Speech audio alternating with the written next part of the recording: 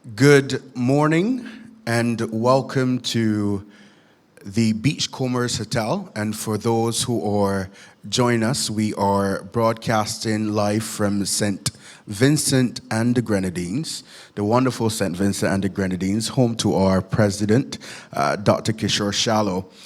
President Shallow, Vice President Azim Basaraf, members of the Board of Directors of Cricket West Indies, President of Cage, Mr. Bob Washington, and members of his team, members of staff of Cricket West Indies, members of the media, ladies and gentlemen, good morning to you. You don't sound lively. Good morning. It's Christmas time. We're home for Christmas.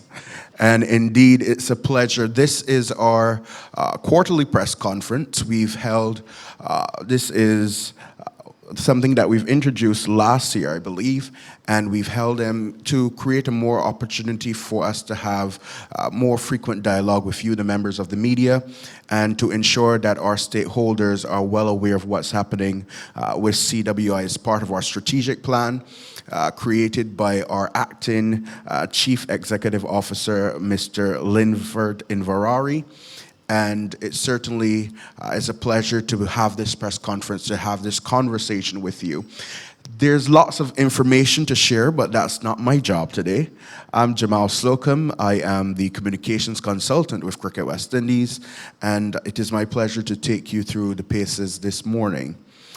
Just as a matter of housekeeping for those members of the media joining us online, throughout the press conference, we would have presentations first, but then we are going to invite you to to ask your questions. And by doing so, you'll be asked to raise your hand in the Zoom room. We just have this process in place to ensure that we don't have any feedback in our system. So this will ensure that we have a smooth press conference. We are going to first start with an agreement being signed between our president, Dr. Kishore Shallow, and the president of Caribbean Cage, Mr. Bob Washington. So, gentlemen, you can join us across here, and you'll learn a little bit more about that very shortly.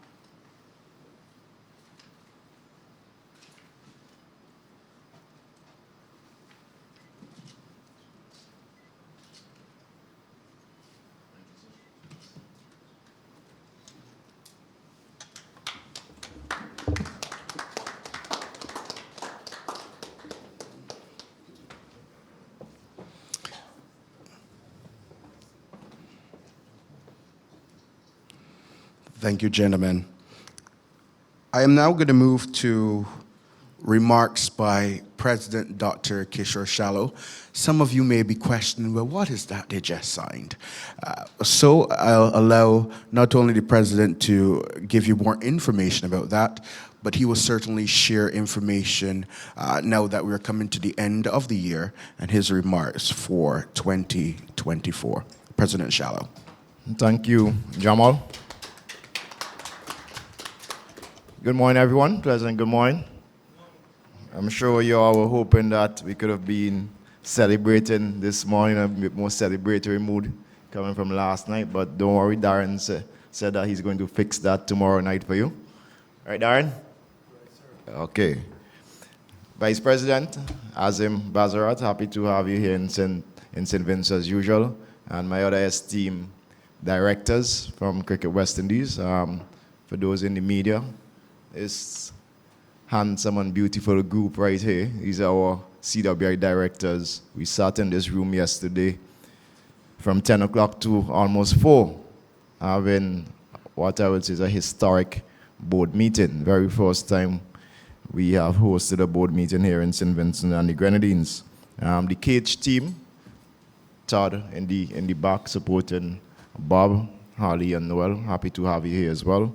Other management at CWI, other distinguished guests, and the media. Really, really happy to be here with you this morning. Permit me to recognize a special female here, and not you this time, Deborah, but I'm speaking about Samantha Lynch. You know, our esteemed female coach and one of the most qualified female coaches in the entire world. Sam, happy to have you here with us this morning. And just a special welcome to all of you who have made the efforts to join us this morning. It is really a historic day in West Indies cricket. For the last 20 plus years, there have been efforts to establish a regional lottery that could fund West Indies cricket. And we are quite happy, ecstatic, to actually realize that idea that started some 20 plus years ago. And I want to say to Mr. Robert Washington and his team at Cage how grateful we are to have finally arrived at the stage where we could establish this regional lottery. And that signing earlier was between Cricket West Indies and Caribbean Cage, establishing a 20-year partnership to realize what we anticipate to be a very successful venture through a regional lottery, and you'll hear more about that from Bob in a while. But from a Cricket West Indies perspective, and this stands to benefit us tremendously, where we could make contributions throughout the entire Caribbean, particularly for cricket development. And I know the media are quite keen to find out what are we talking about, you know, in terms of numbers. The very conservative estimate of this partnership is close to $100 million over the first 10 years. And you know that that is significant and very necessary for cricket going forward. And you will get more about Cage later from Bob, a few minutes from now. And of course, we'll take questions later from those present in the room and online shortly. But just to reflect on 2024, it has been a very successful year for Cricket West Indies, both on and off the field. I will deal more off the field for now, and Miles, our Director of Cricket, and Darren later on will talk about the on the field. And I'm sure you'll hear from our acting CEO pretty soon as well, Linford. But I would say the highlight of the game by any estimation would be hosting the biggest World Cup ever. June was a fantastic year. The the level of work that went into executing that tournament is absolutely unbelievable. And to have executed that so seamlessly without any real event off the field in terms of distraction. The only thing that didn't go our way, to be honest, was the fact that we didn't win the World Cup, right? But that is only because, we are building towards it, and next World Cup we're going to do that. But it was an excellent and very successful World Cup. And I think the entire Caribbean and West Indians all over the globe should be very proud of that execution. Also, we have seen some improvement on the field. Of course, our T20 team has been climbing the rankings over the last year. I think we started maybe when Darren became coach. We were probably ranked at number 8 or number 9 thereabout. And we have been for the last few months between number 3 and number 4. So that is obviously testament to the hard work that Coach Darren, Skipper Raffman, and the entire team and backroom staff have put in over the years. And I'm sure that we're going to finish 2024 on a high with a successful series against Bangladesh. Our women, we can't forget them. They have also been performing really well, particularly in T20. We got to the semi-final of the World Cup this year. I mean, some of us probably forgot that, but that too is a tremendous accomplishment. And much credit to Shane Deeds, Haley Matthews, our captain, and the entire team there. And again, off the field, I think we could safely say that in the history of West Indies cricket, the organization has never been so stable financially. All right, and that obviously is a result of prudent financial management, great work by not only Johnny Grave, our immediate past CEO, but also Linford and the management team at CWI. And I commend them greatly for all their continued hard work and efforts. We have also made strides in governance. Not too long ago, we were able to get the approval of a few resolutions. Those have already been in effect. A couple of weeks ago, I think maybe earlier this month, we again attempted to have a few more resolutions passed. A little stumbling, I would say, but by and large, the board remains quite committed. I would say by a significant majority of the board, there's a shared commitment to governance reform at Cricket West Indies. And I am certain that by March next year, we are going to see more changes to our governance structure. I will end shortly, but before I do so, I want to make a significant announcement this morning. I want to recognize my good friend from Barbados, Andrew Mason, who is common for breaking news. So, Andrew, I'm going to give you this one today because I know you have been asking questions for some time now. One of our pillars that we spoke about from the inception of VP Azim Bazarat and myself taking over the leadership of Cricket West Indies is to strengthen the human capital.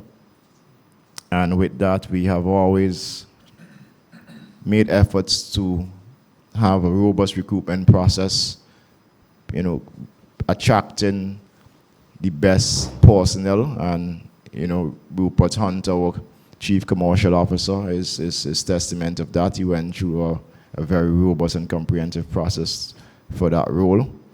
And we have done similar for the recruitment of our Chief Executive Officer, who will commence at Cricket West Indies from February 1st. And the gentleman who we have selected for that role is a Jamaican, Andrew. Jamaican. None other than Christopher Derring. So Chris Derring, he has, a wealth of experience within the region. He has worked, established businessman, founder of Sportsmax, worked for many years in telecommunication, and worked at CWI as well and championed quite a few of the initiatives that we now enjoy in our commercial department.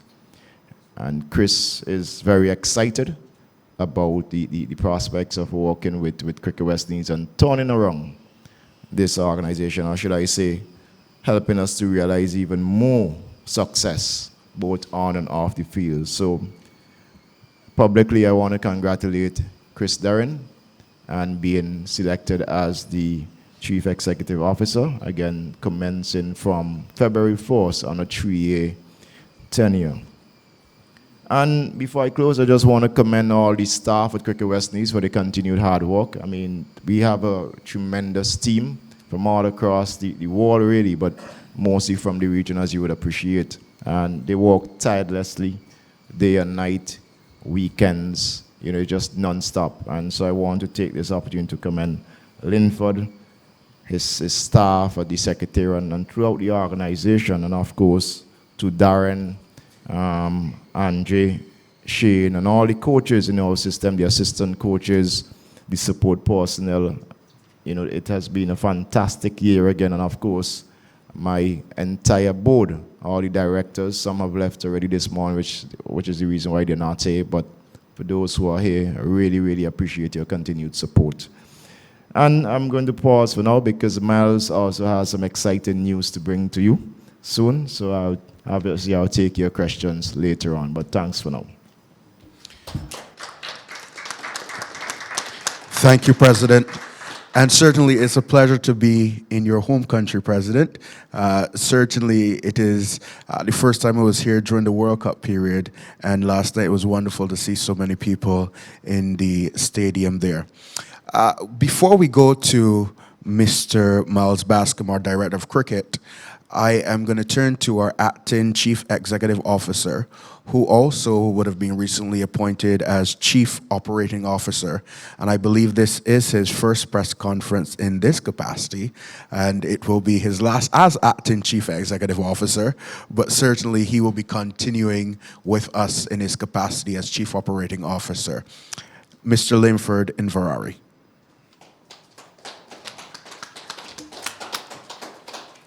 Good morning, everyone. Just to adopt the protocols established by the President, I just want to say it's a pleasure to be here. It's the first time I'm actually landing in St. Vincent and the Grenadines. I've always seen it from afar, out of an airplane window. So it was very, very exciting for me to land here, especially with a phenomenal night of cricket last evening.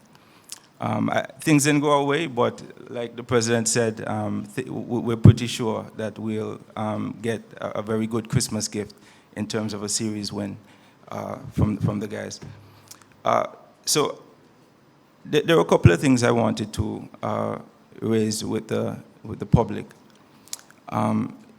Jamal, earlier he would have mentioned that I would have put a strategic plan together, but I would like to just correct that a bit and say that we put a strategic plan together. That was absolutely a team effort.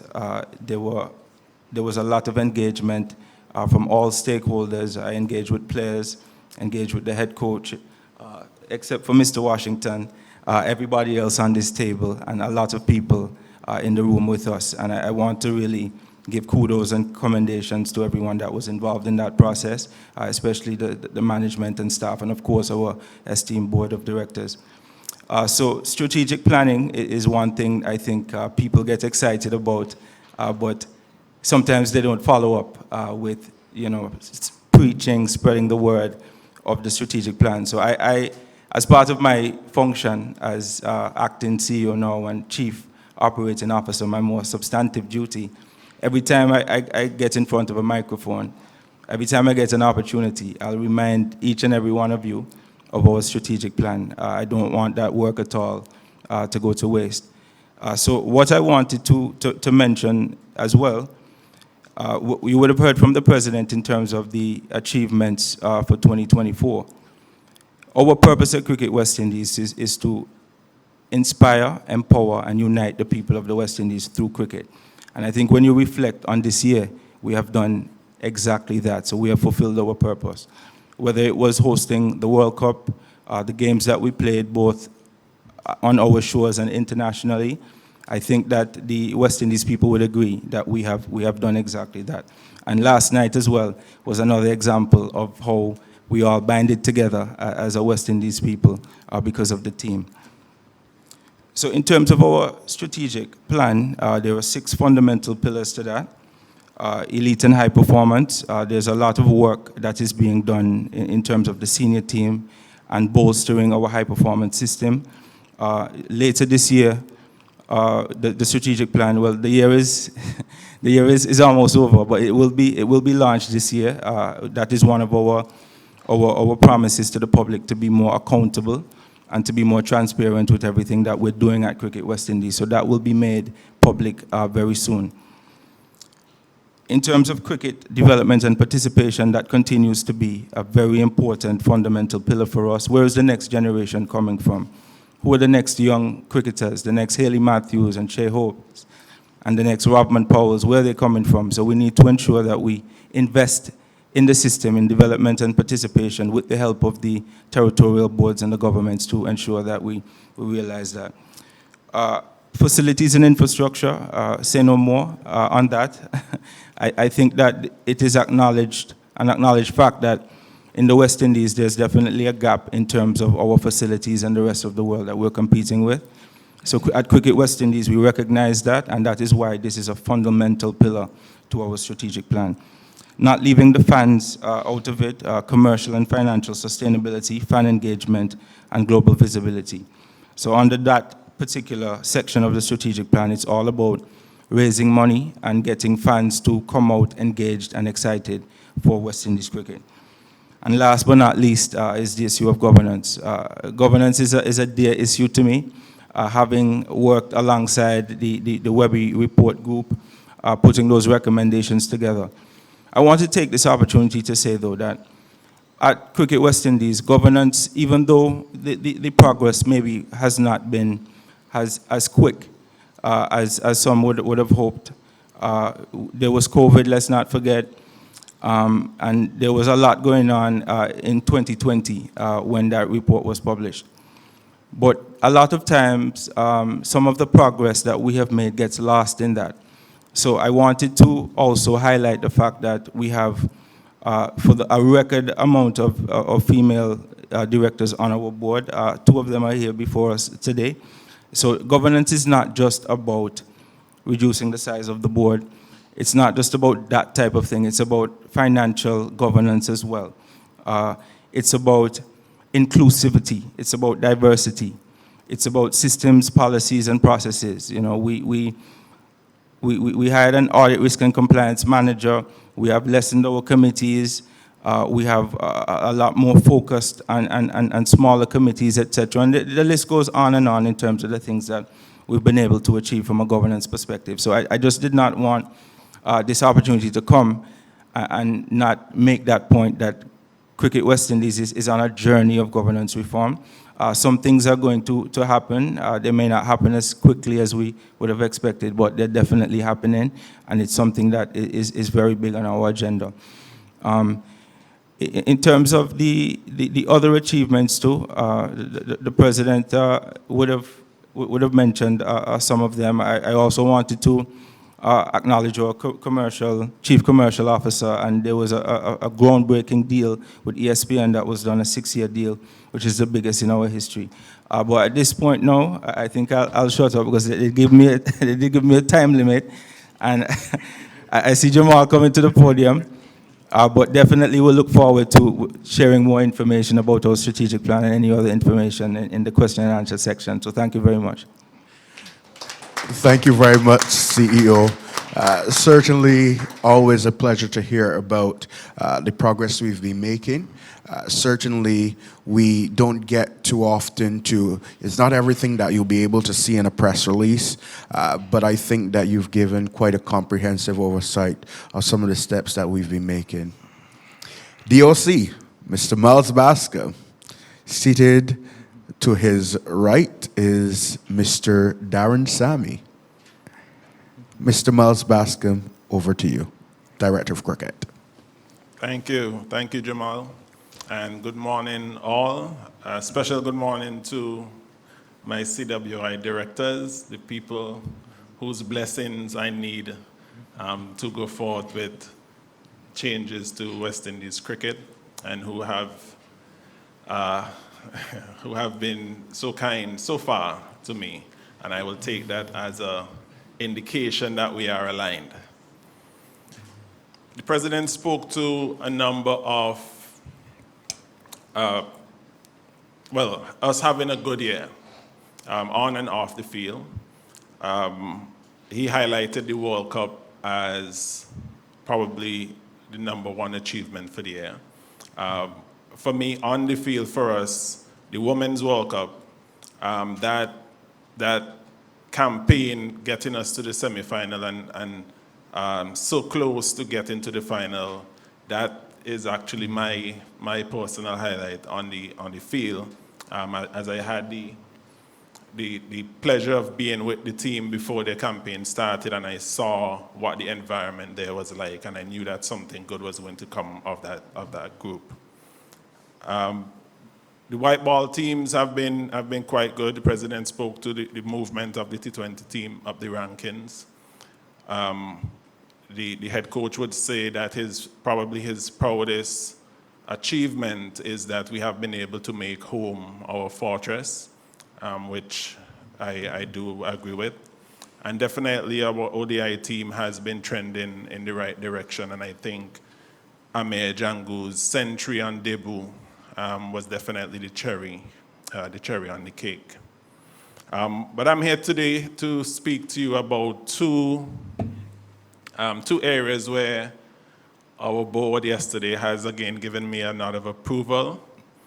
The first of which is an addition of another domestic tournament that we've spoken about, and now I can confirm that the CWI Board of Directors have agreed to move forward with a domestic T20 league aimed at emerging T20 players, and we will be doing that with the support of the CPL, and we are targeting April to May 2025.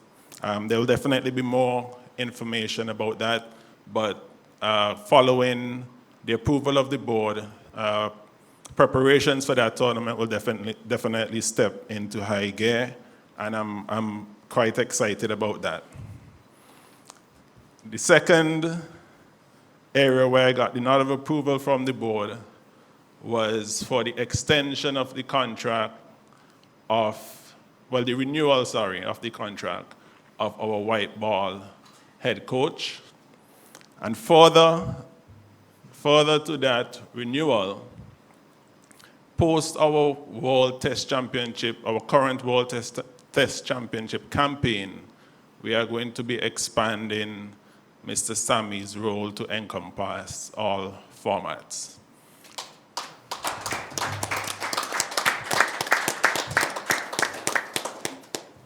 So when we host Australia next summer, Darren Sammy will be the head coach of all senior men's teams. I want to take this opportunity to thank Andrew Coley, who has served well. He still has to complete his World Test Championship campaign in Pakistan, and he will have our full support. But again, I want to congratulate Mr. Sammy. We have been quite impressed with the way that he has charted a course for our white ball teams, and he has guided them towards consistency of performance, and that is exactly what we want to see in our test team. So congratulations again, Coach Sammy. And that is all from me. Thank you very much. Congratulations, Coach Sammy. And certainly it's a day filled with announcements here at CWI. And I am now going to invite the chairman and CEO of Caribbean Cage, Mr. Bob Washington, after signing that historic deal with our president, Dr. Kishore Shallow, to now make his remarks. Mr. Washington. Thank you very much, Jamal. Good morning. Greetings to the board of CWI, your president, Kishore, your acting CEO, Lenford, your commercial director, Rupert, your in-house counsel, Alana, and the entire Cricket West Indies team. It's been, as Kishore averted earlier, it's been a long process. These discussions started probably 20 years ago after we started providing support to Barbados Cricket Association many, many decades ago. What has been extremely gratifying to the cage side of the team has been the work experience, the love, the dedication that your staff and the professional team here exhibited during these negotiations. They were always pleasant, but they were tough. There were some fundamental differences, as one would expect in an arrangement that expands over an extended period of time. So on behalf of the Cage family, I am gratified to have executed this long-term contract. I think on a conservative basis, it generates an estimated $100 million over the first 10-year period for Cricket West Indies and another $156 million for the governments that participate in the program. What we are talking about is the use of gaming, lottery revenue, gaming revenue to support cricket and cricket development, which is what happens around the world. In the United States, as you know, we have for education, we have the South Carolina Educational Lottery or the Georgia Educational Lottery. And these are examples of where governments have taken gaming revenue and committed it to important objectives of the government. And so we started most recently this journey in Port of Spain at the symposium hosted by the Honorable Prime Minister of Trinidad and Tobago, the chairman of the CARICOM Prime Ministerial Subcommittee on Cricket. And at that symposium in April, we submitted a presentation. It was warmly received by members of the audience and members of government, many of whom came up to me after and thought there was a level of wisdom in finding a source of predictable, recurring revenue for cricket and cricket development. Following that, most recently we met in Guyana, and we made a further presentation to the Prime Ministerial Subcommittee on Cricket, and at which not only were the three members there, but several other prime ministers who have a deep concern for cricket were also present. And the subcommittee, Prime Ministerial Subcommittee, unanimously supported this project and supported a road forward for cricket and cricket development. And so what we hope to do, and let me just for a moment give you some historical background. I first started in the lottery business in the Caribbean in 1994. I started the Antigua Lottery in 1994, which ultimately cascaded into to LILCO, which was a combination of countries in the Caribbean playing Caribbean Lotto. I founded that. We started that in 1998, and we sold that company to then GTEC, which is IGT today, which has Caribbean Lotto, and we started Cage in 2004 with gaming machines, lottery terminals throughout the Caribbean community. But what we're talking about for Cricket West Indies is this whole new area of gaming, which is our future.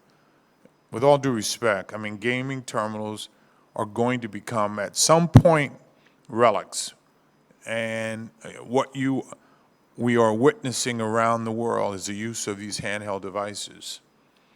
And I'm proud to tell you that we will be launching and have been approved for an iOS app, for those of you who have Apple phones, and also for Google Android apps. You will be able to top up your accounts. You'll be able to play from your handheld accounts. As you know, we are the only gaming company in the Caribbean that has a multi-currency progressive mystery jackpot, where we have jackpots that are over $600,000. And what we expect to bring to the table for Cricket West Indies are sports betting in partnership with the #1 content provider in the world, Sports Radar, the billion-dollar Swiss company, virtual sports with the preeminent virtual sports company in the world, Excel Entertainment, and lastly, for iGaming with GreenTube, which is a part of the $9 billion Novomatic company. And so we have a very important strategic team to execute this and to generate what we estimate to be on the low end, approximately $100 million US dollars for cricket over the next 10 years, provided we have, which we expect, the enthusiastic cooperation of West Indies cricket. And we've had that. Kishore, I applaud you and your team. You've exhibited the kind of professionalism and commitment to rigor. Tough, I might add, but commitment. This is no walk in the park. It has been a set of very, very important negotiations. So against this background, we signed the contract today. We expect, on the faith that we've had in your president, that Cage made a number of very significant investments months ago, assuming we would get here today. There is no way humanly possible we could launch in April had we not made investments early last year. It's impossible. And some people say, you'll never start up. Well, we believed in Cricket West Indies. As I've said, we started in the late 90s with Barbados Cricket Association. And so we believed in what you're doing and where you wanted to take this organization. But bereft of recurring revenue, it's not achievable.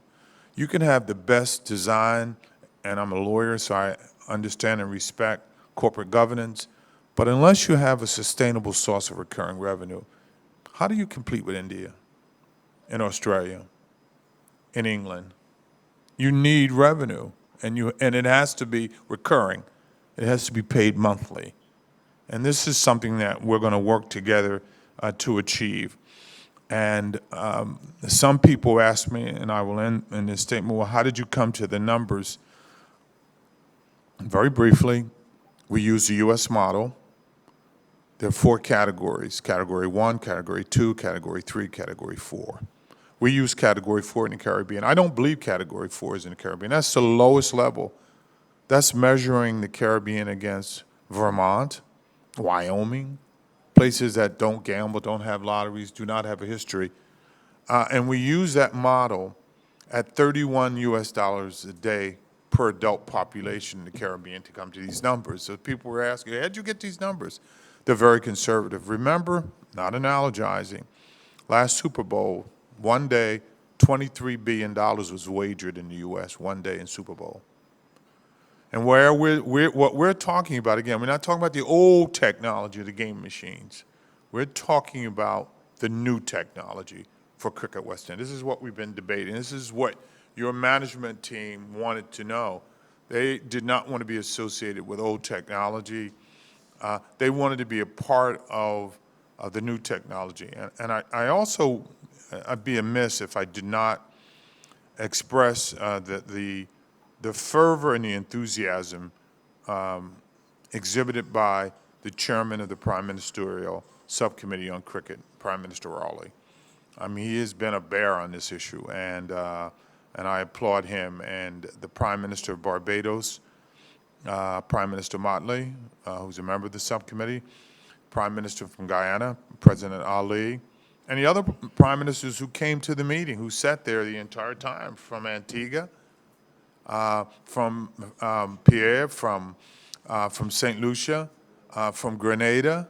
A number of these prime ministers sat in a 5-hour meeting in support of cricket and cricket development, and how do we generate and how can we come together and generate recurring revenue without either the governments who have to issue the licenses or Cricket West Indies having to put up $1 of capital. All of the capital, CapEx, hardware, OpEx, the operating expenses, is all borne by Cage. There is no downside. There is no, obviously they are at risk because they're walking away from opportunities. Closing. As you all know, the Caribbean has more unlicensed gaming than any region in the world. All of the games that we're talking about today exist in the Caribbean today. They simply, people don't pay.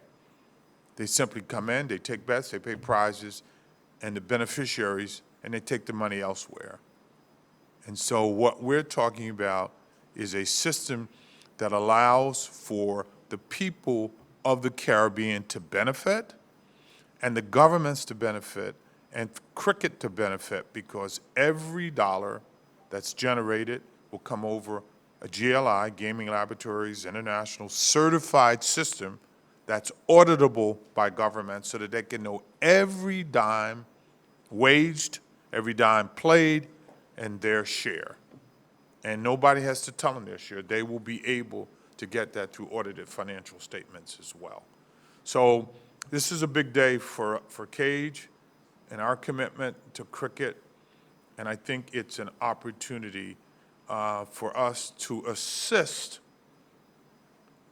Cricket West Indies in restoring cricket to its leadership role in the world. Thank you. Thank you very much, Mr. Washington. Well, this is the part we all love.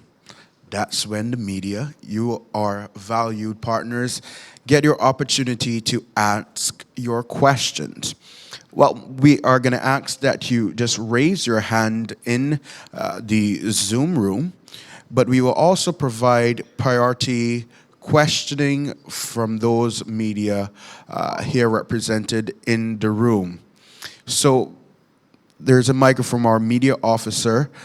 Jerome is here, Jerome Foster, and he is going to help us with the microphone for any person who would just like to ask any questions, just identify. And I know certainly we have Mr. Andrew Mason with us. So certainly we are going to have some exciting questions here this morning. We're going to go to the first person in the Zoom room. I am seeing Akeem Green. Can you go ahead? Good morning. Good morning, Akeem. Go right ahead. Good morning. My question is for Miles concerning the appointment of Darren as head coach of the test team. Akeem, can you just state which media house you're from? Just say your full name and your media Sorry, house. my apologies. I've been using my apologies. Mr. Boston, just for clarity, Darren Sammy's appointment as the all-format head coach. Was there vacancy or anything of the sort for the test team, or this was just a unanimous decision to appoint Darren as all-format head coach, given the success that he has garnered with the white ball team?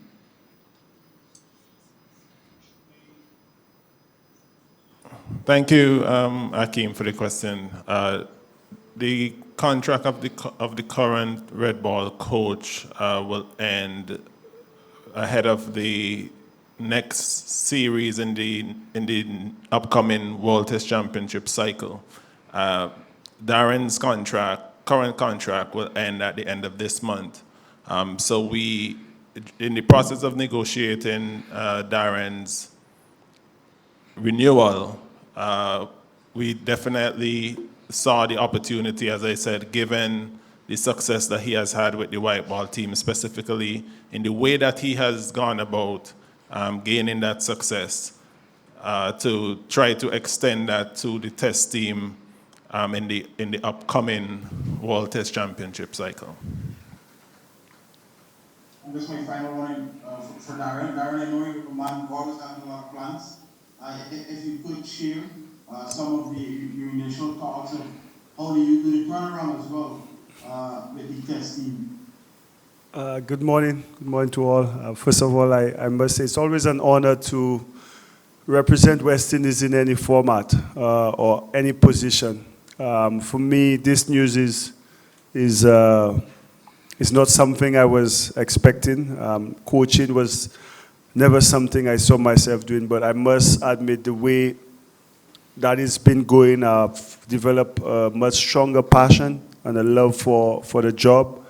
And they've called upon to help out West Indies in any way. I believe in processes, something that we've been able to do in the white ball format. And with this new role, I've already mapped out some of the areas and some of the processes that we'll have to follow in order for us to be successful. You know, I'm a patient man, and once I trust that process and understand the requirement from the director of cricket, then the plan gets into action. So I'm really excited about the added responsibility and the new journey, but one that I think myself and my team will be prepared for.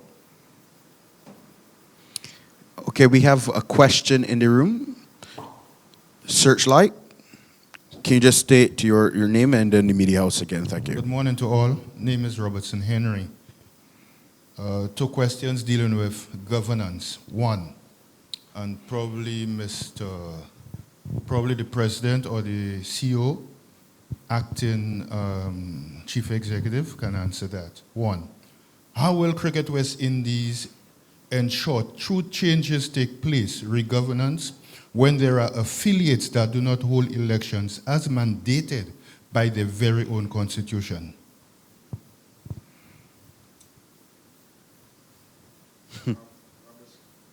Robertson, thanks for your question. Maybe you should provide us with some information, because we don't have that information that there are some members who don't have election. But listen, there's a shared commitment, as I said earlier, from the Cricket West Indies board to continue to champion governance reform.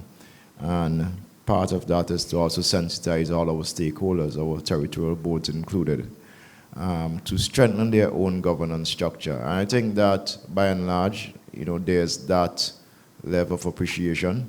The fact that, you know, and I could safely say that all the territorial boards who attended the meeting on the 6th of December, they are in full support of governance reform, right? The independent directors as well, they are also in support of governance reform. We have had several meetings, consultations with different stakeholders as well. The Prime Ministerial Subcommittee on Cricket, we have engaged them on governance reform. So the Prime Ministers too are champions of such change, and we will continue to make efforts in that regard. As the acting CEO said, it is a journey.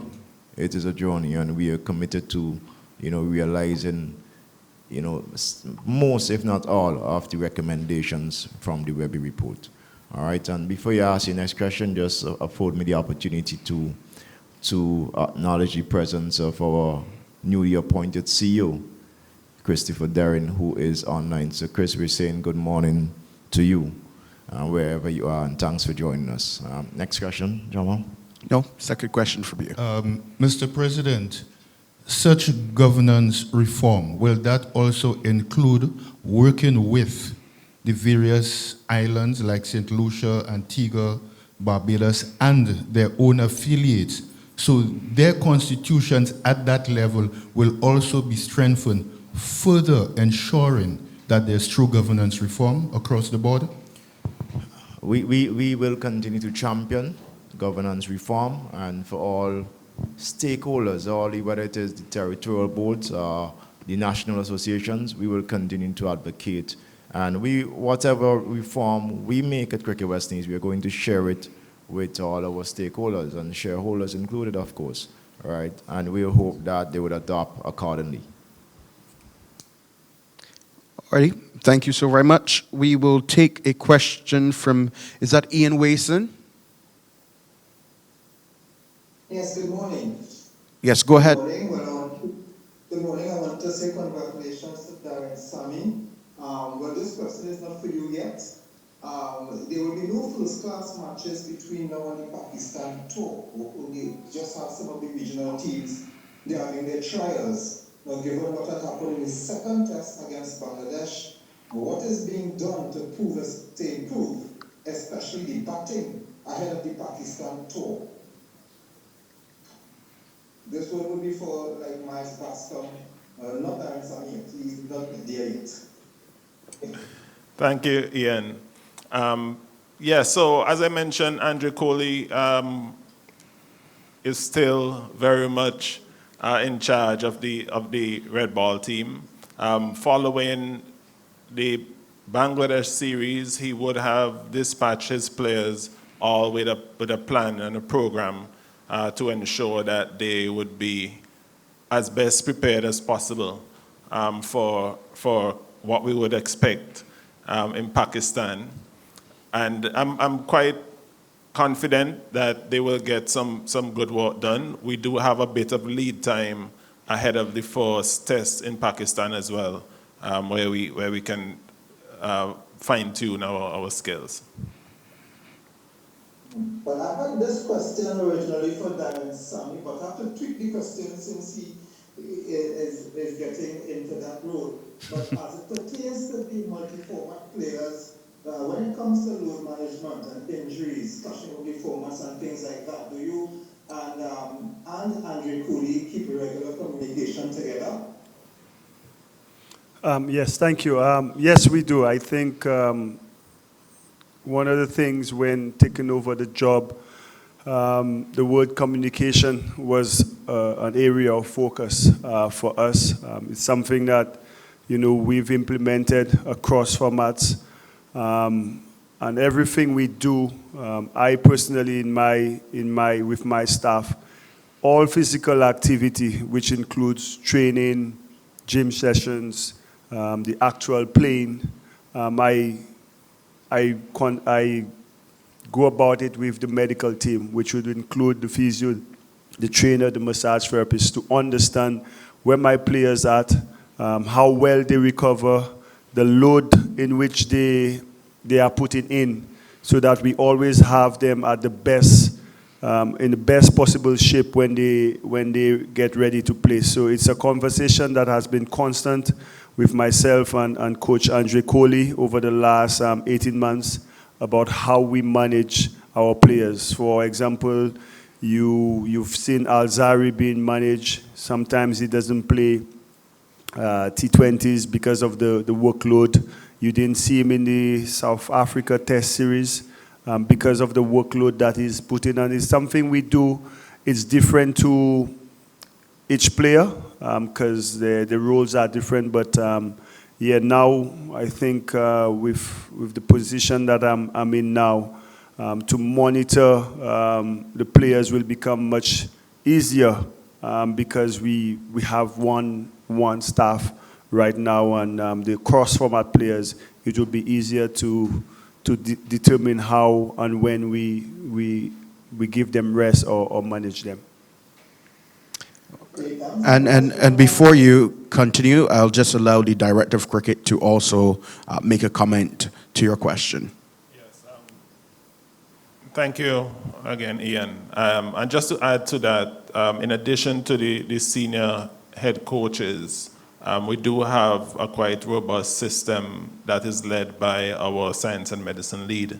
And so following any tour, there is usually a handover that is sent to the territories, as the players don't only move across the senior teams, they also move back and forth from their franchises. So that is a process that we will continue to streamline, but we actually, it's an area that I think that we have improved immensely. Thank you. And one of the previous meetings that we would have had, when we would have announced the new policies and the new system for the coaches to be picking the teams, One thing is that the coaches were not working in isolation, but there were other managers and other support who would support the coaches. Have those people, those positions been filled? Yes, as I mentioned, the what we call them territorial talent IDs, and they are effectively the lead selectors in each of the territories. So there are 6 territorial talent IDs, and in addition to that, we have a senior talent manager. The recruitment process for that role is just about being completed, so that announcement will come. Just to give a full picture of what that support team looks like to the head coach. Thank you so very much, Ian. We are going to now move to, I believe Philip Spooner wanted to ask some questions. Philip Spooner. Good morning, everyone. Thanks for the opportunity to attend today's meeting via Zoom. I just want to make a few statements before I ask a very simple question. I want to thank the president and for congratulating persons like myself who have worked on the World Cup. It was indeed a wonderful year for West Indies cricket in that regard, and as someone who contributed significantly in a leadership role, I am happy that he acknowledged the work of the other members of the team as well as himself. So for all of us who work tirelessly day and night, thank you for that. I also want to thank Mr. Washington for his rather comprehensive outlay and outline of the lottery process. Persons like myself were wondering exactly how it would be rolled out and the sum total of it, and his presentation was simply brilliant, and he was able quite comprehensively to let us know exactly how it would roll out. My question is on the change of the coaching structure for the men's senior team. Having gone to Australia and won a test match for the first time in forever, it suggested that Andrew Kohli was on an upward trajectory and was doing something really good with the team. We obviously played Bangladesh the other day and came within touching distance of beating them 2-0. We got rolled with a bad hour in the second test in Jamaica. So he could have ended that series 2-0, but he did win the first test and the series drew. I find it quite surprising that he would have been, that this decision would be made. And the suggestion to me, I speak to the correction, is that it was made prior to the Bangladesh series. What I would like to ask the panel, the head coach, the new head coach, congrats to Aaron, and the director of cricket is, will Andre be incorporated in the new structure for the coaching of the senior men's team? Because I've worked with both Andre and Darren before, and there's no more thorough professional in terms of getting a team put together. So I'm curious to find out if this is the end of the road of Andre Kohli, or if he could be incorporated in the coaching structure for the men's senior team. Because the work he's been doing in terms of proving the test team, he was not going to make the championship. So I'm curious if he can be incorporated. Thanks. DOC, do you want to start there? Yes, thank you, Philip. And I mentioned that Andrew Kohli, he is a competent coach. So this decision is in no way really about his competence necessarily. This is more about the opportunity that we have, given what Darren has been able to do with the white ball teams. It's the same player pool, it's the same staff, and he has basically shown us that he has a process, he is able to implement a process and move us in the direction that we want to go. So it's about really capturing that opportunity and having him do that across all formats. We will continue our discussions with Andre, and I agree with you in terms of his professionalism, and definitely we do not have so many coaches in our region that we can afford to cast anyone aside, especially somebody of the quality of Andrew Kohli. Okay, Spooner, you had one last question. Just ask that for us, and then we move ahead. Yeah, I was also also, this is more for the DOC. We would just like to know, because for planning purposes, some of us will be traveling to various tours and international events. Do you have any update on the girls that are going to Malaysia? The tour schedule for the test matches in Pakistan. We recently saw with Australia the announcement of a third test match with the Frank World Trophy. Do you have any schedules on that you could share with us? And have you confirmed with Pakistan that they'll be coming in the summer? And then finally, the new supportive T20 tournament with the regional sports. What's the structure for that? Do you have a structure? And is it an under 25 tournament that some people have recommended? These are the details. For me, you see, the problem is that we're trying to cram so much into 1 month. This 3-month period thing doesn't work for most of us journalists. Okay. Thank you. Thanks, Spooner, for that. What we would allow, we certainly remain open to all media who would like to have interactions at any point of time with members of the CWI C-suite staff. We are always available and open for that communication. Certainly you have my contact as much as the media officers, so that can certainly be facilitated. But I'll certainly definitely allow the DOC to answer the questions which you tabled. Certainly want to give you due credit in being able to have your questions answered. DOC? Thanks. Thanks again, Philip. Quite a lot to remember, but what I can definitely say is that we will publish all of these schedules. We are finalizing our home series venue allocations, and we will be definitely announcing formally that Australia home tour next summer. So all of these items will be published with details so that there is no ambiguity. Thanks so very much, DOC. Thanks very much, Spooner. I'll go now to Anmar Goodridge Boyce. Can you also state your media house when you're going ahead, just as a reminder?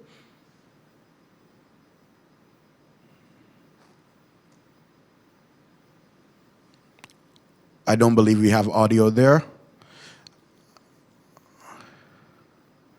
Go ahead again. Okay, we will have to move ahead now to Terry Finisterre.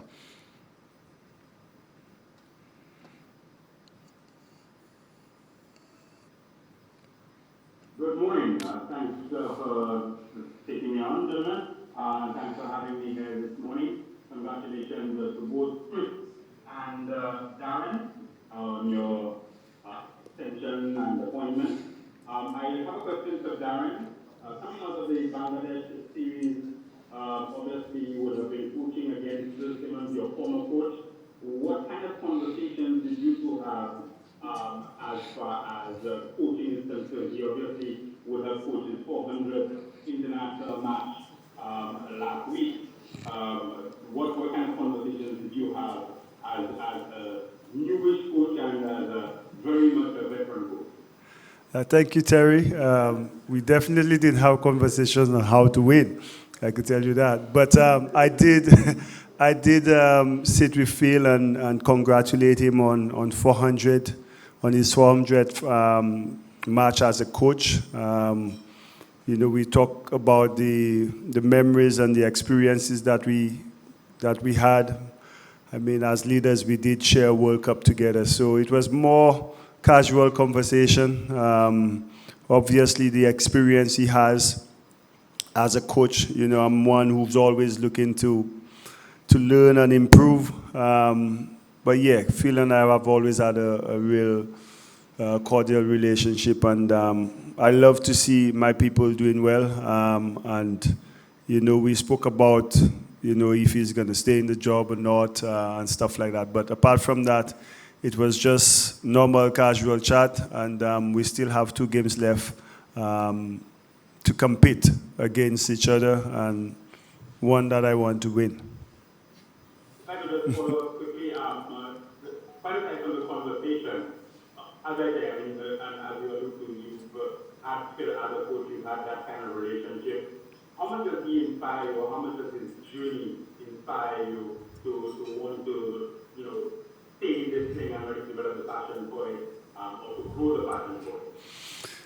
I just, apart from my individual goals, West Indies cricket is something that's very dear to my heart. I'm not the man I am today without West Indies cricket. So I've always been vocal about, the things that we could do, and to find myself in a position where I could lead and help impact change or effect change in the right direction. It's my job to make sure I'm prepared and ready. And yes, it has been more ups than downs, but once I understand the mission, I start putting plans in place to fulfill that mission. And that's what excites me. Me and my team, we're looking forward to taking on this new journey. Thanks. I'm going to try again. Anmar Goodrich Boyce, are you there? Yeah, good morning, everyone. I'm Mark Goodrich Boyce, the Caribbean Broadcasting Corporation in beautiful Bridgetown, Barbados. Can you hear me? Yes, we can hear you. Yes. My question is to the head coach, Darren Sammy. First of all, congratulations again. Prime Minister of St. Vincent, Ralph Gonzalez, he put into question the leadership of the president, Dr. Shallow. He even said, if you look at the performances of the teams, they are below par in T20. We invest so much money, it's terrible, and it doesn't matter what gloss you put on it. You have to look at the results. What are your thoughts on, harsh comments like these? Well, looking at the crowd that came out yesterday in St. Vincent, it tells me a lot about what we've been doing over the last year. What I could say, I know both gentlemen very well, and I would really like to take this time to highlight, in all the 4 guys here, except Mr. Washington, I think I'm the oldest one. So I really want to highlight the leadership of Kishore, the leadership of Miles. I remember probably 18 months ago when I took on this job with the guidance and blessings of President Kishore. His vision has actually guided me and given me the clarity of what this on-field play, what we have to do in order to marry the administration and the cricket. And I think I'm in a very good position to talk about the leadership of Cricket West Indies, having been captain for about 6 years, and the relationship we had with board and players. I could safely say the communication over the last 18 months, both with the president, the players, and now he's not new, again, he's seasoned in his job. The direction they've provided has allowed me and my players to actually shift the needle in West Indies cricket in the right direction. Not to go against the Prime Minister of St. Vincent, I need to leave here on Friday. But if you look at the strides we've taken, from 18 months ago, we were number 9 in the world, going to World Cup qualifiers in T20. We were within grasp of being number 2 by the year end. Obviously, England didn't go well.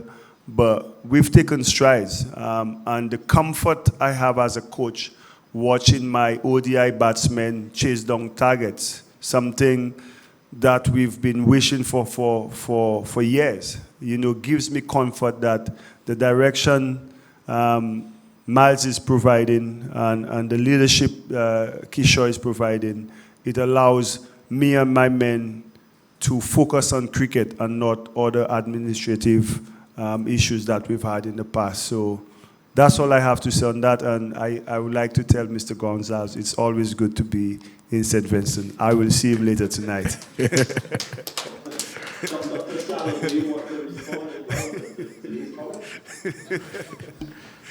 But what I was saying, I didn't pay Darren Sammy for that, all right? No, you didn't. But, I mean, listen, sports is supposed to be something that, that unites us as a region. Absolutely no one would argue that, that our strongest unifying force as a region is cricket, West Indies cricket, right? And for that simple reason, I am not, at this point or no time in the future, going to mix cricket and politics, right? And I want that to be extremely clear. If the esteemed Prime Minister wishes to do so, then by all means, he's free to say whatever he likes. And of course, the public will be the judge and determine if it has merit or not.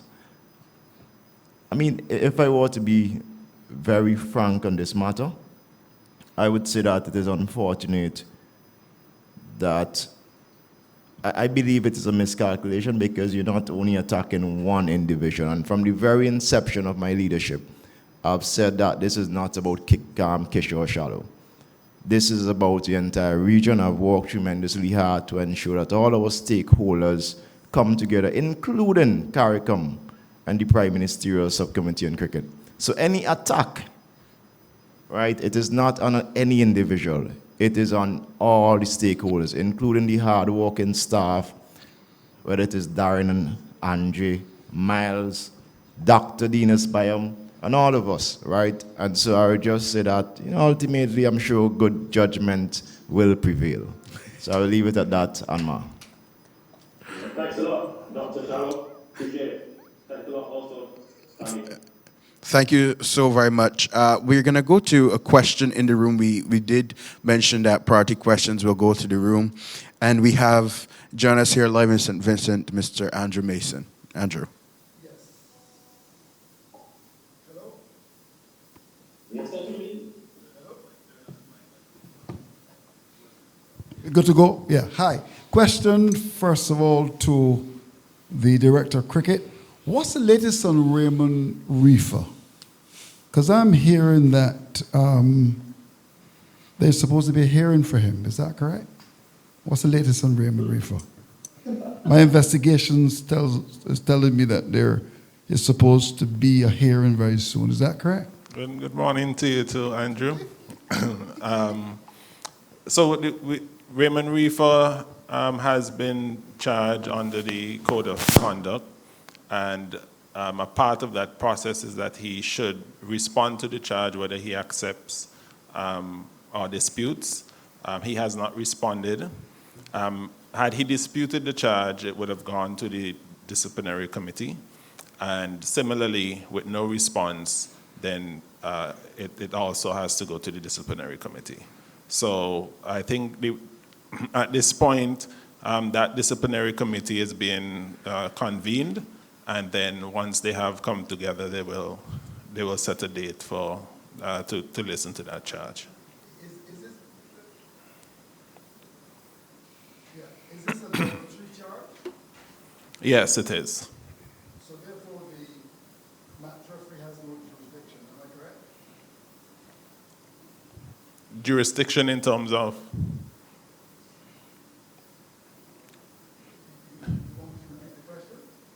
You said the match referee, the match referee issues the charge. Right, okay. But he's only responsible for level 1. Is that correct? As in, he is able to hear the level 1. Yes. And this is a level 3 charge. So he can issue the level 3 charge, but then the disciplinary committee will have to hear the charge, which is what I... Andrew, I don't think your microphone is on. Jerome, can you assist there?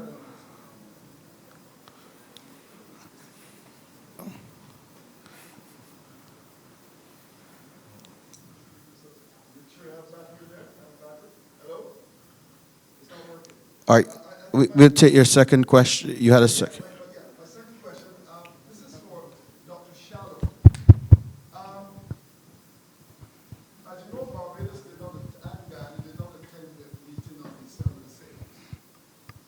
Now, I have a question for you, Dr. Shallow, because this is a very serious matter, and I note with interest that there was no discussion about it. Did Barbados send a letter to CWI in March 2024 with recommendations and concerns?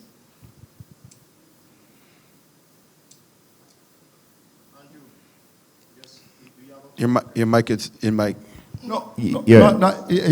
I would want you to ask all your questions and then I'll answer after. I don't want us to be back and forth like if we're having a conversation here and others are waiting. So ask your questions, please. Okay, fine. Okay, and just one question for you.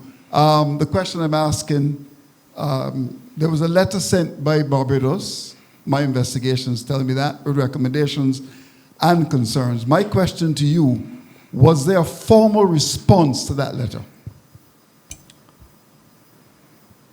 So, Andrew, how it works at Cricket West Indies with our territorial boards is that there are constant communication taking place. Some of it, you have written correspondence, and some of it we communicate verbally. Of course, we have a board of directors that comprises reps from, we have directors from Barbados, we have directors which is from BC, of course, Barbados Cricket Association, and from Guyana Cricket Board. And we have had several consultations with all our territorial boards. This is not unique to Barbados Cricket Association or the Guyana Cricket Board.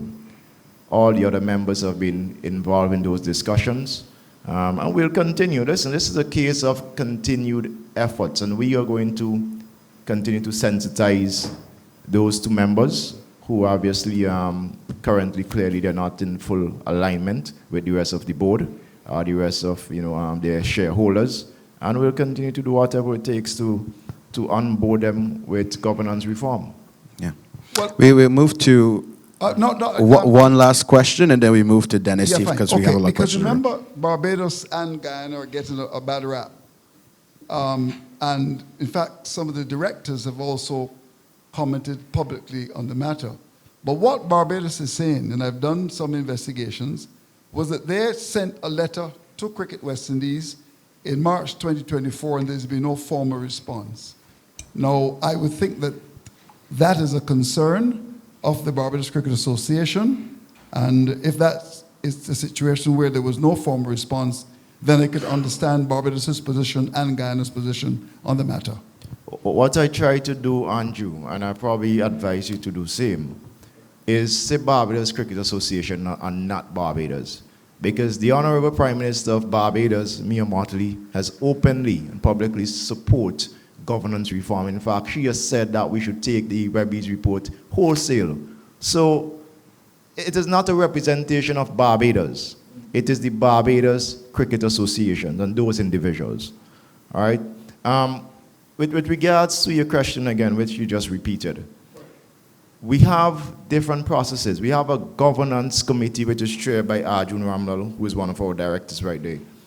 And those recommendations from Barbados, including rotational policy for leadership, right, has gone through the process and has been refused, rejected, right? It came to the board again, it was rejected again. So this has not found favor with in fact, it's just a minority, a significant minority who has been advocating for this, all right? But it has been ventilated at our community governance level and again at the board level. Thank you so very much, Andrew. It's always good to have you. Dennis Heath, I know that your hand was up for a while. I'm trying to get as many questions in the room. So if you can be as concise with your questioning, I'll truly appreciate that. Dennis, and can you state your media house as well? Thank you. Good morning. Dennis Heath from Cricket Show USA. Question directed to at least the Cage representative. The contracted partnership is 20 years. Under what condition will this period end before 20 years? Is the 100 million guaranteed for the period of 20 years, or is it a projected amount? And secondly, to Darren Sammy, after the 2020 World Cup, there were recommendations made to involve white ball players in the test match teams. Are you committed to this end? Thank you. Bob Washington from Cage. The estimated $100 million are forecasted over the initial term. It could be higher. Those are the forecasted numbers. Just for the first 10 years. Is there a condition where this will end before 20 years? I'm not a prognosticator. I don't know of any set of circumstances. I would assume that it would last longer than 20 years. Many of the governments that we have these contracts with constantly renew them in advance of the 20-year period because this is a predictable, sustainable source of recurring revenue that is universal. Most countries around the world do the same thing. We're just sort of a little late in the Caribbean in getting there, but we're there today. Thanks. And I think you had another question pointed at Darren. Darren, go right ahead. Yeah, he was asking if the T20 whiteboard players. I think it was last month the director of cricket mentioned that everyone is available for cricket for West Indies. Myself, as the head coach, I don't look at players. I look at roles first. So once I identify the roles needed to help us to be successful, then we find the players to fill in that role. So if that is white ball players, I see cricketers, to be honest, I don't put any player as he's a T20 player or one-day player. I just see West Indian cricketers, and if they could do or fulfill a role for me in any of the teams, then that's what will happen. Thank you so very much for your questions. And thank you, Darren. I'm going to move the session. I'm going to try to get these last three individuals out, and I'm going to ask the panelists just to bear with us. We just want to ensure that all our media partners have the opportunity to ask their questions. Sachin, I believe it is. Good morning, all. Yes, Sachin Ramsubag, a freelance writer and a broadcaster. Just two questions directed to the COO. The new T20 competition that's upcoming in April and May, is it going to be strictly televised, all matches, or a combination of televised and live stream? And will this be under 25, under 23 tournament, or will it be open to all age categories? Thank you. Is that for the COO or COO? Go right ahead. It will be televised under 30, but I'd like to pass that on to the Director of Cricket as our Chief Cricket Technocrat to give a little bit more details. DOC. Yeah, so the intention for this T20 tournament is for it to be at a very high standard. So in every sense, these emerging players will get a taste of what it is like to play top flight T20 cricket. There will be some limitations to ensure that we target the players who we really are trying to develop, which is an emerging group of players. I can tell you that it is not under 25 simply because of the cycle in terms of having a T20 World Cup every 2 years. You can very well find a player in very short order being able to turn around, as the coach said, and have the skill sets to fill a role that is needed in the team. So it will be more about the experience that the players have. So definitely not more than 10 international T20s, and there will be some limitations around list A T20s as well. Thank you so much. And Darren, you want to make a comment? Coach Sammy. It's also important. Since the Caribbean T20, we found a gap in discovering players. I think with this addition, it broadened the pool of local players. The internationals are always easy to get, but it will give more local players an opportunity to showcase their talent, and for us as coaches, it will because you have only regional players taking part. So that in itself is additional exposure for the regional coaches, for myself, looking at T20 development, especially when you have a World Cup every 2 years. Okay. Thank you so very much, Sachin. We're going to now move to, I'm believing this is Patrick. Patrick, if you could just unmute and state your media house, full name and media house. Thank you.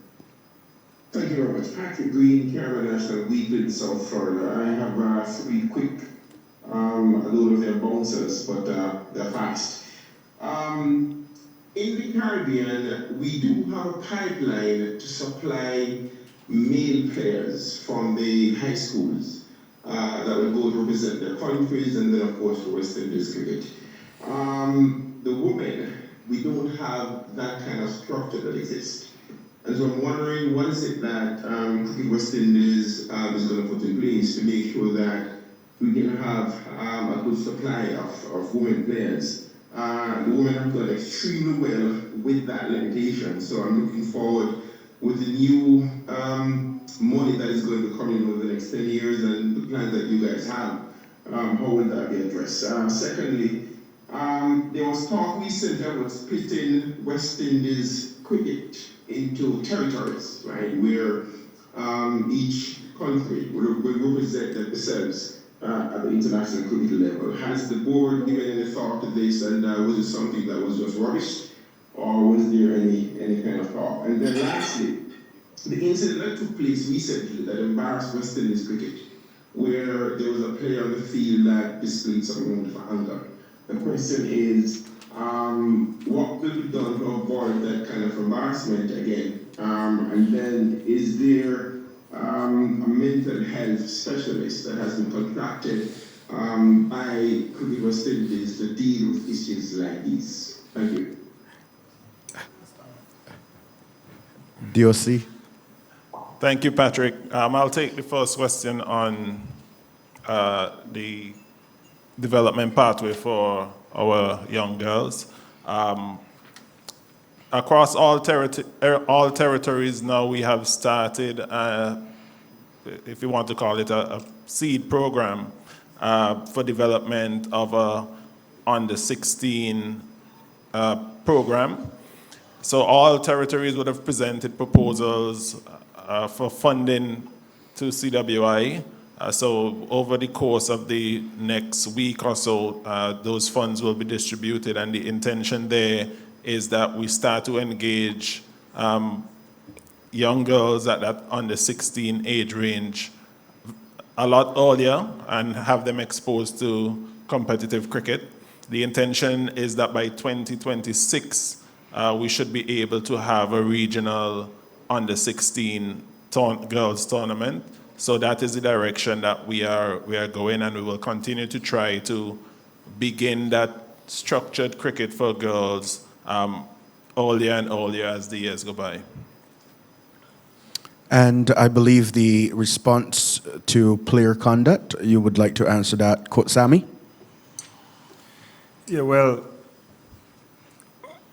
I'm very big on discipline and culture, something that we've been able to bring in the white ball setup. We are making strides in how we handle, discipline. We do have our committee responsible for that. However, in any establishment, you will find where people will make mistakes. However, I guess the individual in question it's an ongoing conversation.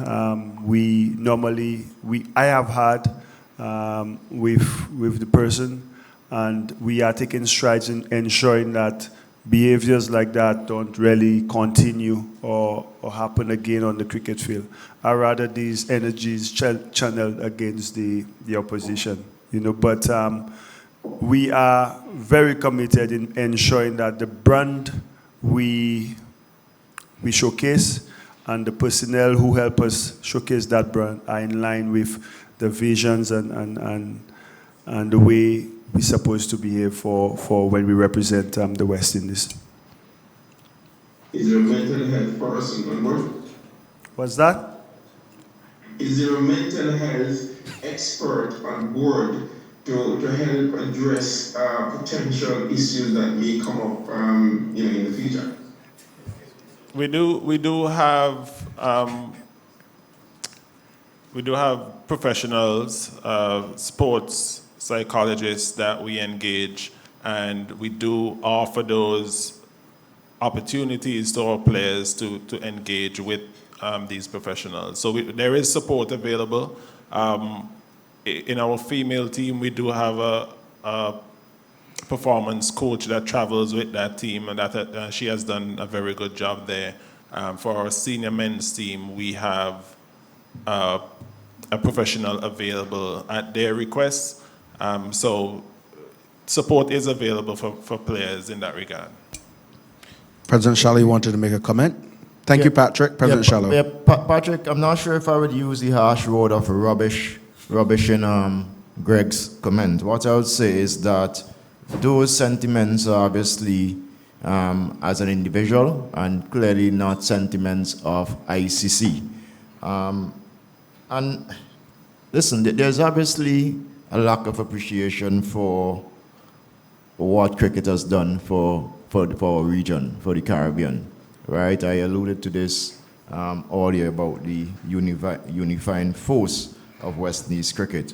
But I suspect that Greg Barclay was speaking in the context of the financial model, right? Which, I'm sure there's a level of ignorance in his part as to our financial model in the region. However, with initiatives like Cage, us onboarding Rupert Hunter, recently a very experienced commercial export, and for other initiatives that are in the pipeline, and plus the onboarding of Christopher Derrin sooner than later, I'm very sure that we are going to further strengthen our financial position and continue to unite as a region. Let me say, there's absolutely no intention or discussion at the Cricket West Indies board to separate us as islands. Thank you very much, President, and thank you so very much, Patrick. Junior, I noted that your hand has been up for quite a while. Can you go ahead and state your full name and then your media house for us, please? Good afternoon, I am Junior Codlin and I am from the Development Academy Media Arm. To Coach Darren Sammy and to President Dr. Shallow. To Mr. Darren Sammy, congratulations on being appointed West Indies All-Farmer coach. Going forward, as you will start officially April 1st, are you going to, you have taken great pleasure, I know, in appointing aligns with your vision in moving the team forward.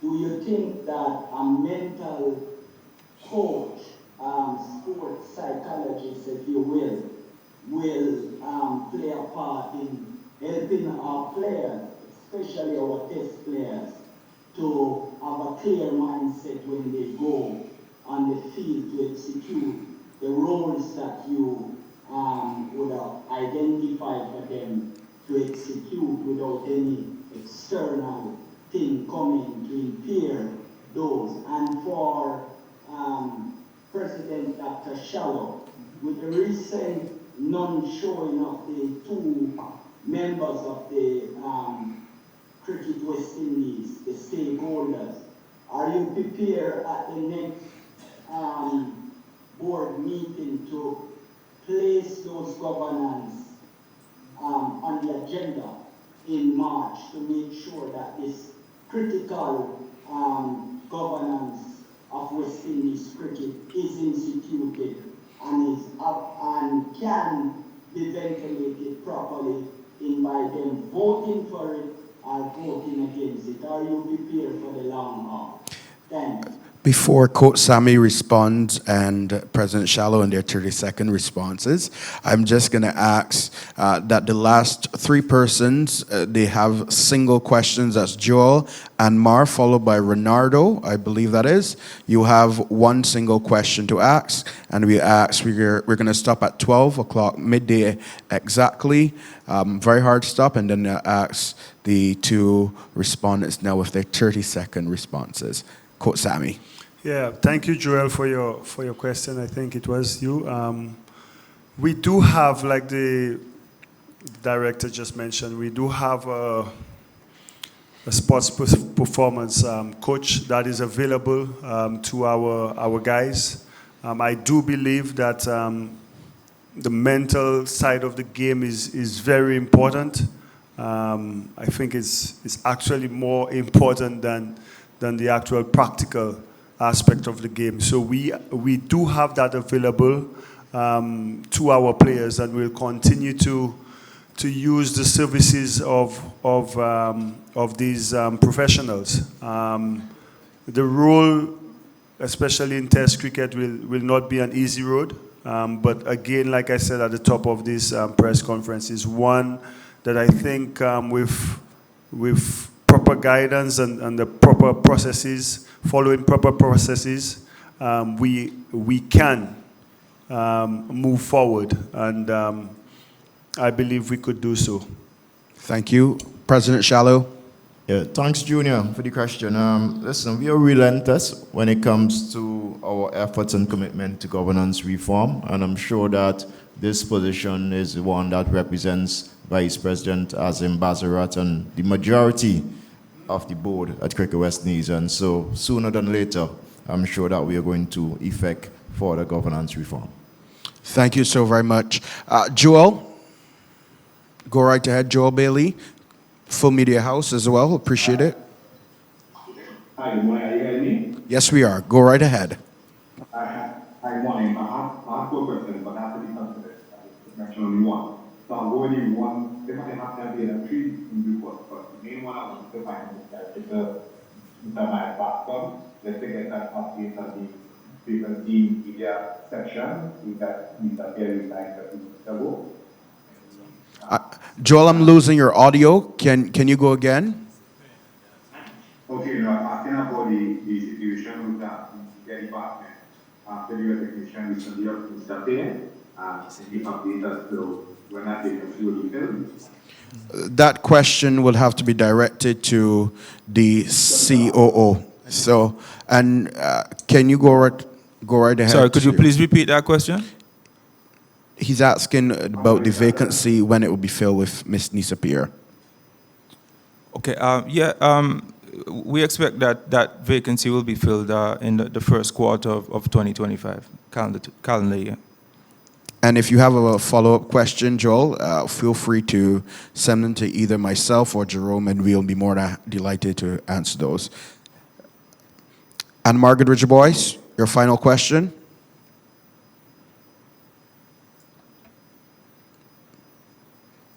Yes, sir. I'm Margaret Ridgebois again from the BBC in Barbados. Yes, I also was querying the departure of Ms. Pierre and the vacancy with the media and communications manager. Sorry, what is your question exactly? You said you were querying.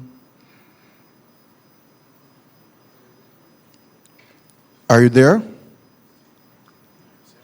I think it was the same question then, so we could move on to Renardo Brown.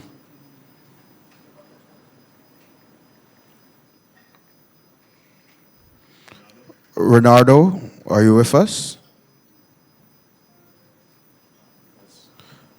Well, I think with no other questions, Renardo, just want to confirm, just to be on the safe side. Morning, you hear me? Go right ahead. Yes, we're hearing you. Morning, everyone. Morning to everyone at the head table. Yes, your single question, please. I'll stick to one. In terms of the previous quarterly briefing, mention was made about the change to the selection structure for Cricket West Indies. I know the DOC had briefly mentioned it earlier, But where are we with that? It was set to roll out on October 1, or some appointments were set to roll out on October 1. Where are we with that heading into 2025? And a question also for the DOC in announcing the appointment of Darren Sam Note with a series to come in Pakistan. Does it seem a bit of undermining the current test coach, which is Andre Kohli?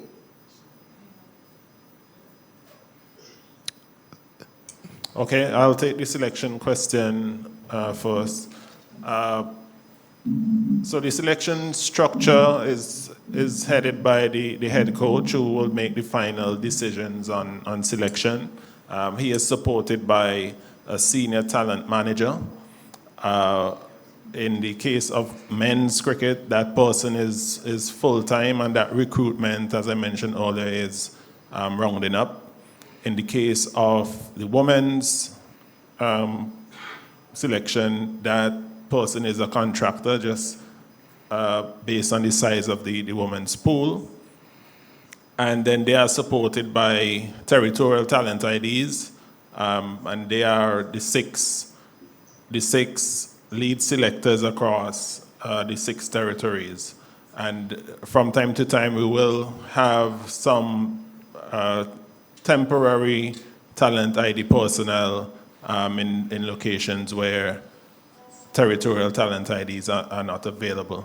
And the senior talent manager will collate all the data from these talent ID personnel and present that, from which the head coach will make those final selections. So the names of those persons we will publish pretty soon, but as I said, it's no secret. They are the lead selectors for each of the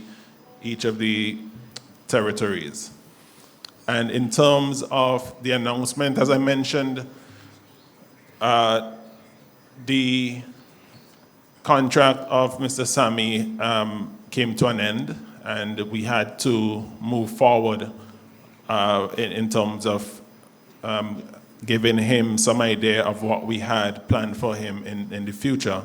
And our current head coach, his contract will end just prior to the start of the next World Test Championship cycle.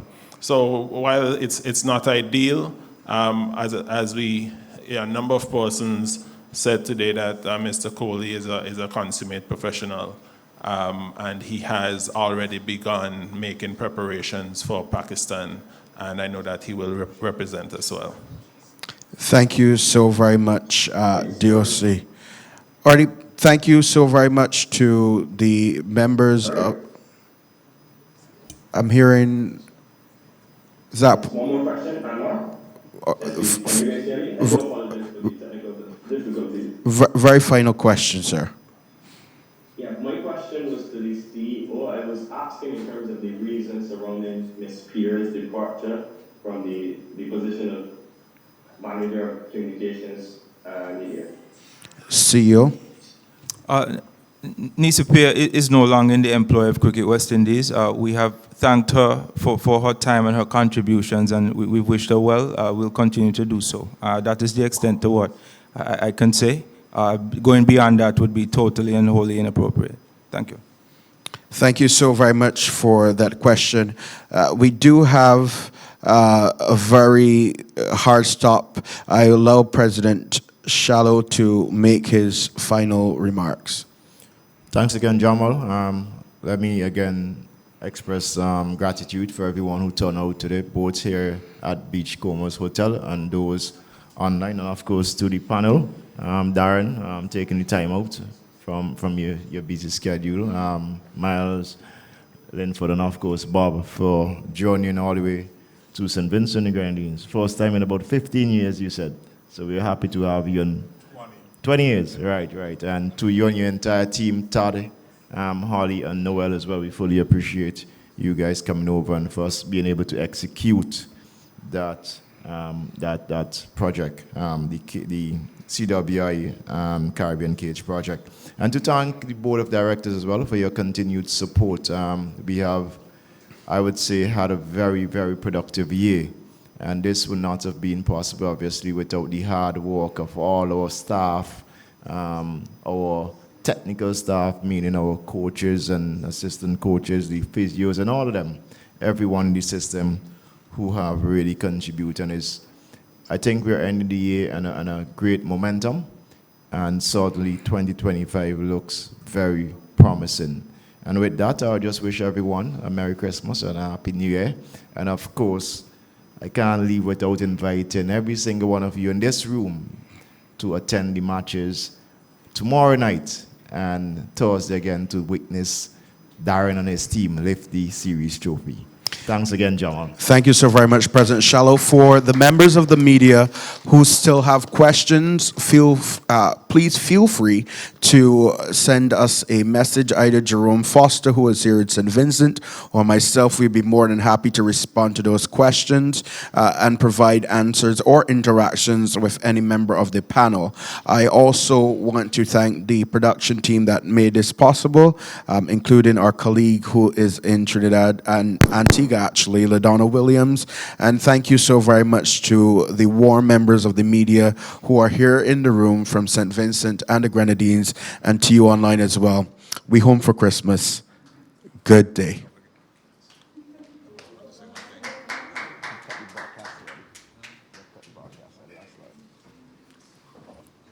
Yeah, cut the broadcast.